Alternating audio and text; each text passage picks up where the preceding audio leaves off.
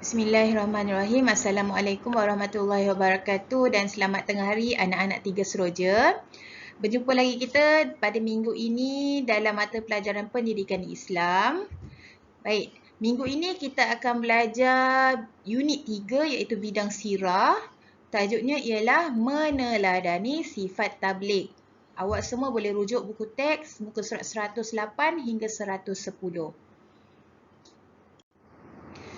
Baik, mula-mula kita nak tahu apa dia maksud tabligh ni.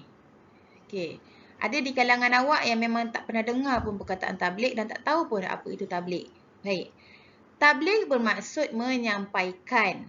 Tabligh merupakan salah satu sifat wajib para nabi. Mereka menyampaikan wahyu yang diterima daripada Allah kepada umat mereka.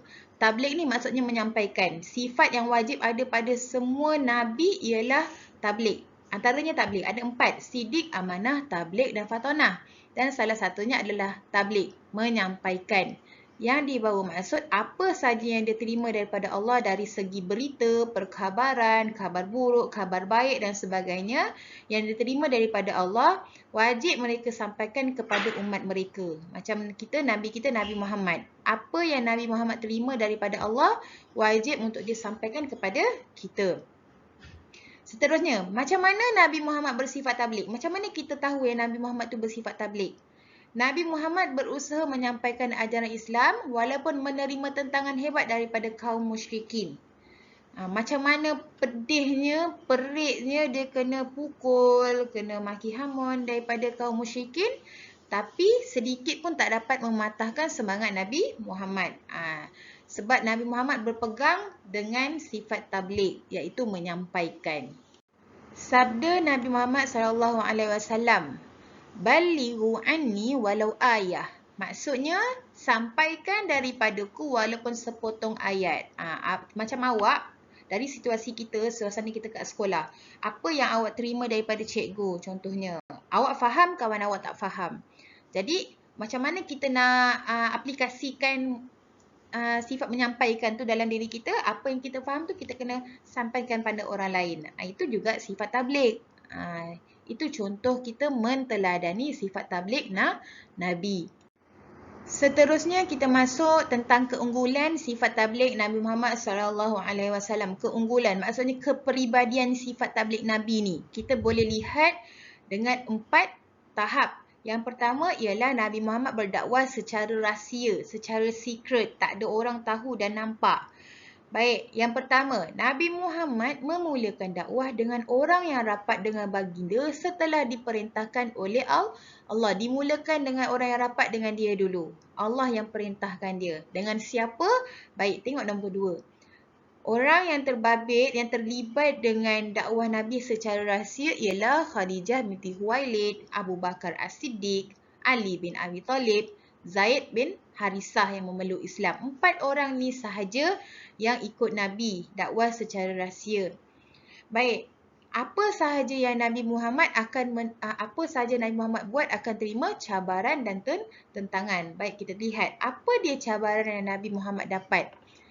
Antaranya ialah ada yang tidak menerima dakwah baginda termasuk Abu Talib iaitu bapa saudara Nabi Muhammad sendiri. Awak bayangkan terima kecaman yang hebat daripada pakcik sendiri. Bukannya orang luar tapi dari ahli keluarga sendiri. Baik, tindakan Nabi Muhammad setelah dia dapat tentangan daripada pakcik dia sendiri, yang pertama ialah amanah memikul tanggungjawab bertabligh. Dia tak kira, tak kisahlah macam mana hebat pun cabaran dan dugaan yang dia dapat. Tapi dia berpegang teguh kepada amanah dia kepada Allah iaitu bersifat menyampaikan. Jadi dia tetap teruskan dakwah dia. Yang kedua, baginda tidak pernah berputus asa. Baik, seterusnya ialah peristiwa di Bukit Safa, di mana Nabi naik ke Bukit Safa menyeru penduduk Mekah beriman kepada Rasulullah, iaitu beriman kepada baginda lah. Ada juga cabaran yang Nabi Muhammad dapat. Yang pertama ialah kaum musyrikin marah, mencaci, menghina dan memulau Nabi dan keluarga.